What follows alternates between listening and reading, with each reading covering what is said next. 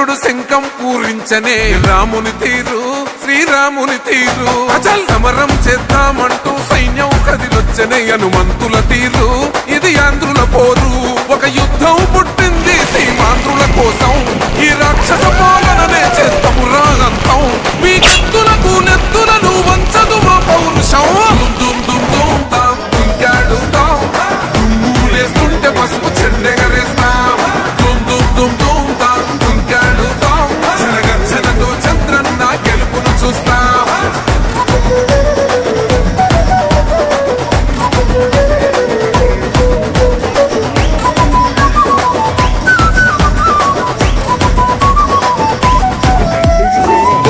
కోసిన కత్తులు లేవా సాక్ష్యం విలవిలలాడుతూ పోయింది రమా ప్రాణం నేలన తడిసిన నెత్తుర తిలకం దిద్దా ఎవడొస్తడ రండిర ఇక మేం అస్సలు తగ్గం మీ రౌడి జానికి మో పౌరుషానికి మొదలైనద యుద్ధం గెలుపెవడద చూద్దాం ఓహో దుమ్ దుమ్ దుమ్ దుమ్ దుమ్ దుమ్ దుమ్ దుమ్ దుమ్ దుమ్ తాం దుంకాడుతాం దుమ్ములేస్తుంటే పసుపు చెండెగరేస్తాం దుమ్ దుమ్ దుమ్ దుమ్ తాం దుంకాడుతాం చంద్రన్న గెలుపును చూస్తాం తాగే నీళ్ళు వస్తాయంటారు.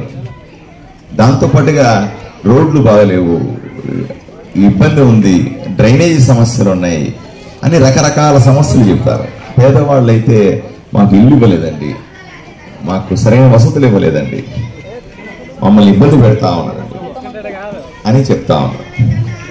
రెడ్డి గారు ఇక్కడ 2 సార్లు ఆయనకు ఓట్లేసి గెలిపించారు. 2014లో ఒకసారి, 2019లో ఒకసారి. 2 సార్లు ఓట్లేసి గెలిపిస్తే కూడా ప్రజలకు ఈ మాత్రం సదుపాయాలు కూడా ఇవ్వకుండా ఆయన ఏం చేస్తున్నాడో ఎవరికి తెలియదు. ప్రజలు ఆయనే 10 ఏళ్ల ముందు ఎలా ఉన్నారో ఇప్పటికీ అలాగే ఉన్నారు. 10 ఏళ్ల ముందు ఇళ్ళు లేవు, ఇప్పుడు కూడా ఇళ్ళు లేవు. 10 ఏళ్ల ముందు నీటి కుళాయిలు లేవు, ఇప్పుడు నీటి కుళాయిలు లేవు. 10 ఏళ్ల ముందు రోడ్డు ఇట్లా ఉన్నాయి, ఇప్పుడు కూడా అట్లాగే ఉన్నాయి. 10 ఏళ్ల ముందు కాలనీలో డ్రైనేజ్ ఇట్లా ఉంది, ఇప్పుడు అట్లాగే ఉంది. 10 ఏళ్ల ముందు జరిగినటువంటి ఏమవుతుందో ఇప్పుడు కూడా అంతే ఉంది. ఊరే పెరగలేదు. అదే మీరు పక్క ఊర్లోకి పోయిరండి, పక్క ఊరు ఎమ్మిగినూరుకో, కోడుమూరుకో, ఇటు బళ్ళారికో పోయి వస్తే ఎంత బ్రహ్మాండంగా ఉందప్పా ఈ ఊరు అనిపిస్తుంది.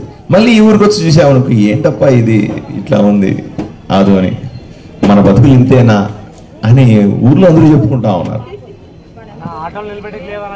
చివరికి ఆటో నిలబెట్టుకోవడానికి ప్లేస్ లేదు.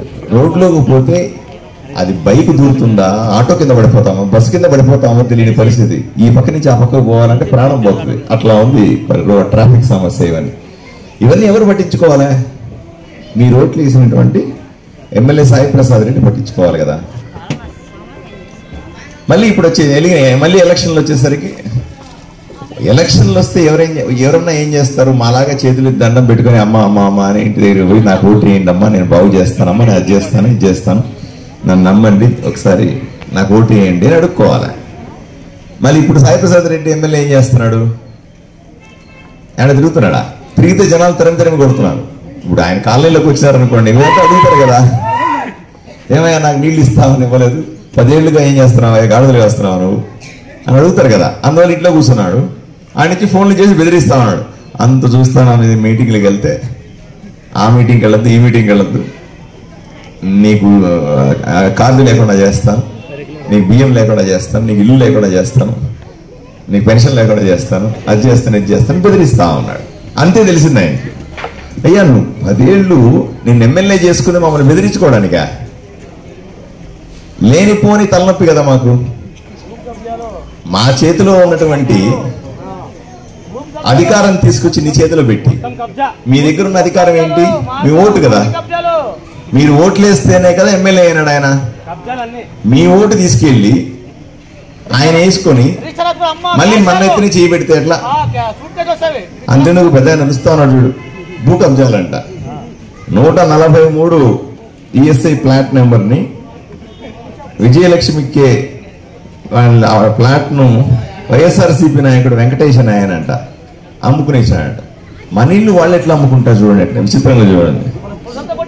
నేను ఆయన్నేమన్ను, ఎందుకంటే ఆయన ఎమ్మెల్యే చేసింది మీరే కదా, మిమ్మల్ని మీరు నిందించుకోవాలి కదా. మీరు ఓట్లు వేయకపోయింటే అతను ఎమ్మెల్యే కాదు. మీరు ఆయనకు ఓట్లు వేసి ఎమ్మెల్యేగా గెలిపించారు. ఈరోజు మళ్ళీ వచ్చి మన ఓట్లు వేసాం కదా, మన ఇళ్ళ మీద పడుతున్నాడు వచ్చి, ఇది నీ ఇల్లే కాదు బొమ్మ అంటున్నాడు. వాళ్ళు ఆక్రమించుకుంటున్నారు, అమ్ముకుంటున్నారు, సొమ్ము చేసుకుంటున్నారు. ఓట్లు వేసిన పాపానికి మనము నరకయాతన పడతా ఉన్నాం. బెదిరించుకోవాలా, రౌడీ షీట్ పెట్టించుకోవాలా, మన ఇళ్ళు ఆస్తులన్నీ కూడా కబ్జా చేసి అమ్ముకుంటా ఉన్నారు. వీటన్నిటిని కూడా పోనీ ఇవన్నీ ఎవరు సరి చేయాలా?